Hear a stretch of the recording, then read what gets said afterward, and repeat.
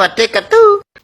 Halo teman-teman semua, hari ini saya akan melakukan video podcast yang berjudul Sopan Santun dalam lingkungan kampus maupun di luar kampus. Sebelum itu saya akan memperkenalkan diri saya. Perkenalkan, saya Efrasiana Najleman, mahasiswi Unika Santi Paulus Ruteng, program studi pendidikan bahasa dan sastra Indonesia. Di sini saya tidak sendiri, saya ditemani narasumber. Hai, saya Angela Novianti Chane Amita, mahasiswa Unika Santi Paulus Ruteng, program studi pendidikan bahasa dan sastra Indonesia. Di sini saya sebagai narasumber. Jadi, kami di sini ngebahas tentang sopan santun dalam lingkungan kampus.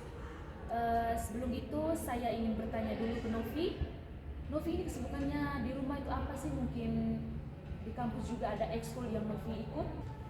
Oh, kalau itu saya tidak tinggal di kos dan saya tinggal di kontrakan. Kebiasaan saya ya kalau di rumah membersihkan rumah, kalau ada tugas saya mengerjakan tugas. Dan kalau untuk kegiatan ekskul di kampus, saya tidak banyak mengikuti kegiatan ekskul. Oke, jadi di sini kita akan membahas tentang sopan santun dalam lingkungan kampus.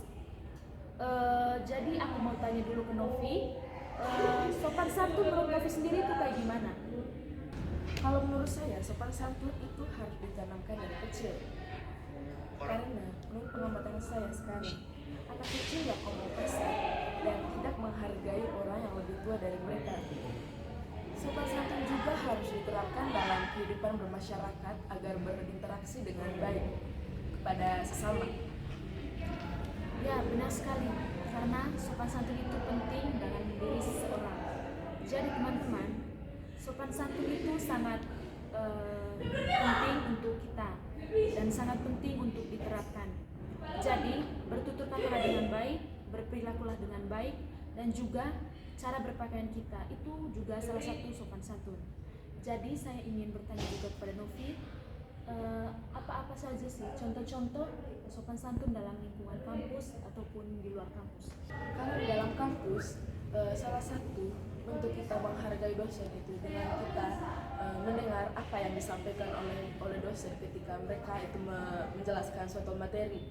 Dan juga banyak kalau kita pun bertemu di luar kampus atau maupun di lingkungan kampus, ketika kita melihat dosen kita harus menegurnya atau menyapa, dan juga bisa kita berinteraksi juga baik dengan dosen agar dosen juga lebih mengenal mahasiswa. Nah, untuk di dalam masyarakatnya, sopan santun juga diperlukan.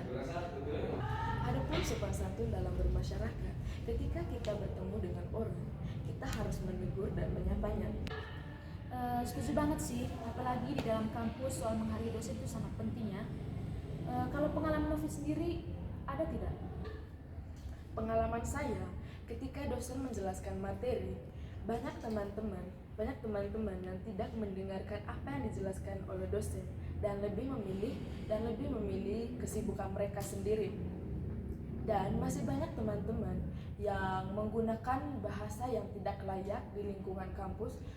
Contohnya itu anjir. Dan itu tidak diperbolehkan dan dipergunakan dalam berbahasa di lingkungan kampus. Ya, itu benar sekali ya. Apalagi di era sekarang ini terlalu banyak remaja yang ngatain anjir dan lain sebagainya. Dan juga contoh konkretnya di dalam kelas ya.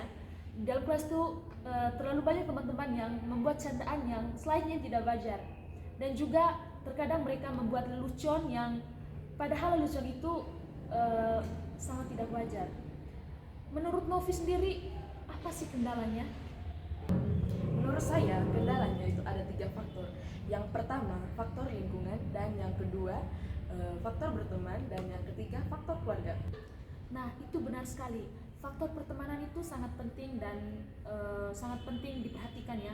Karena kadang juga kita tuh bisa terpengaruh oleh teman kita, walaupun terkadang kita ini anak baik-baik, dan jika bertemu dengan teman yang notabene-nya tidak terlalu memiliki sopan santun, kita pasti akan ikut arus dengan teman kita itu.